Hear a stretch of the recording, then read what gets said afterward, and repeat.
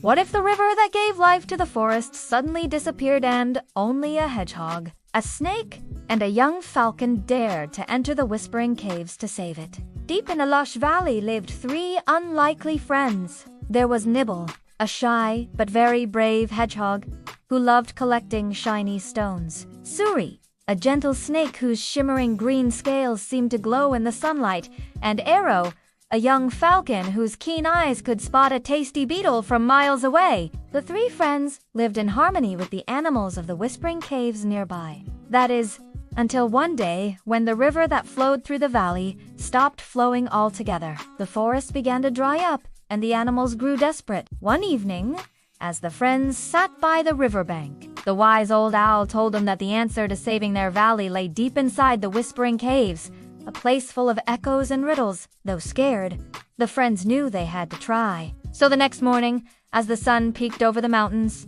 Nibble, Suri, and Arrow set off for the caves. Nibble rolled through the dark tunnels, lighting the way with glowing stones that he'd collected on his adventures. Suri, with her sleek and slender body, slipped through narrow cracks to unlock secret paths. And high above, Arrow flew to scout out any hidden entrances or dangers lurking about. As they journeyed deeper into the caves, the friends faced many challenges. They had to cross a rickety bridge made of echoing crystal. Every step they took caused the rocks to tremble and threatened to send them crashing into the chasm below. But they helped each other, steadying each other's steps until they reached the other side. Then they heard a voice.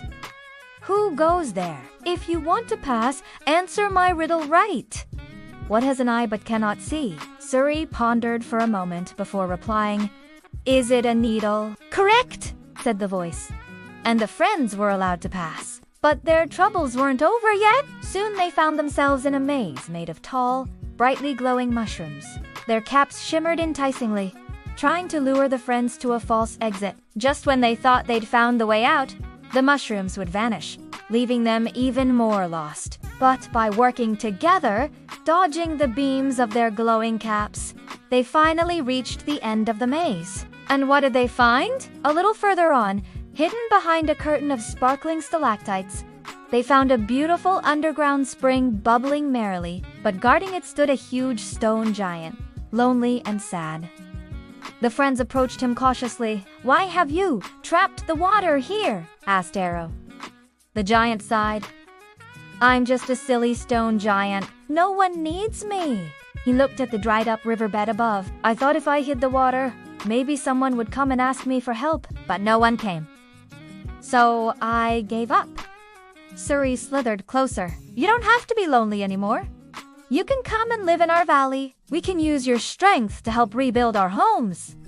The giant sniffed, touched by their kindness. "Really? You'd let me be part of your group?" The friends nodded, smiling at each other. And so the giant let the underground spring bubble up, filling the river once more. The next morning, the valley awoke to sparkling rivers and lush green trees. The animals cheered, and Nibble, Suri, and Arrow were celebrated as heroes of the land. From then on, the friends continued to explore the caves, always ready for an adventure, with the stone giant sometimes joining them, no longer lonely or sad, but happy to have a place where he belonged and friends who cared.